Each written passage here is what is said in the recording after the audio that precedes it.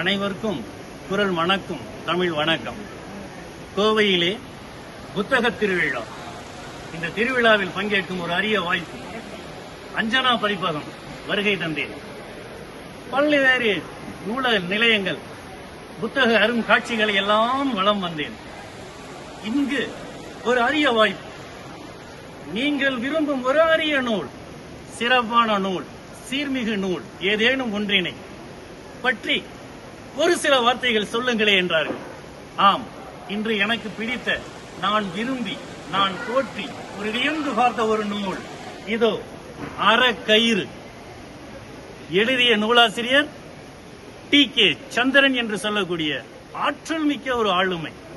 ஏழ்மையின் கரை கண்டு உலகம் முழுவதும் தன் முகத்திற்கு முகவரி ஏற்படுத்திய வல்லாண்மையாளர். இந்த நூலை பற்றி நான் வியந்து பார்க்கின்றேன்.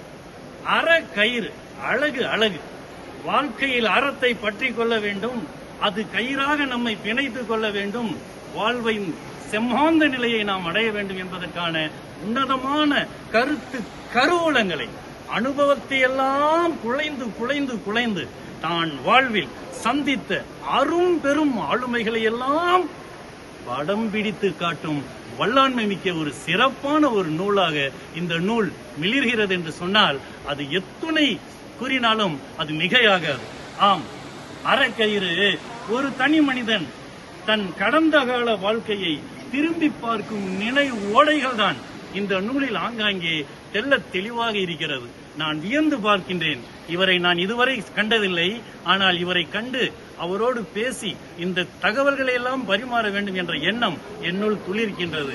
இவர் இந்த அறக்கயிறு என்ற நூலினை எழுதி இந்த பாருக்கு வழங்கியுள்ளார்.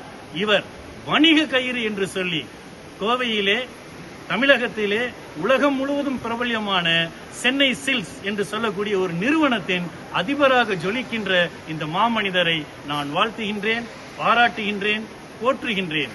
இவர் மேலும் வணிக கயிறு என்று சொல்லி அறம் சார்ந்த வணிகத்தை எவ்வாறு நிலைநிறுத்தலாம், வாழ்வில் உயர்ந்து வரலாம் என்று ஒரு முத்திரை பதிக்க வேண்டும் என்று சொல்லி வாழ்த்து சொல்லி இந்த வாய்ப்பினை இறைவனுக்கு நன்றி காணிக்கையாக படைத்து நன்றி பாராட்டி விடைபெறுகிறேன். நன்றி, வணக்கம்.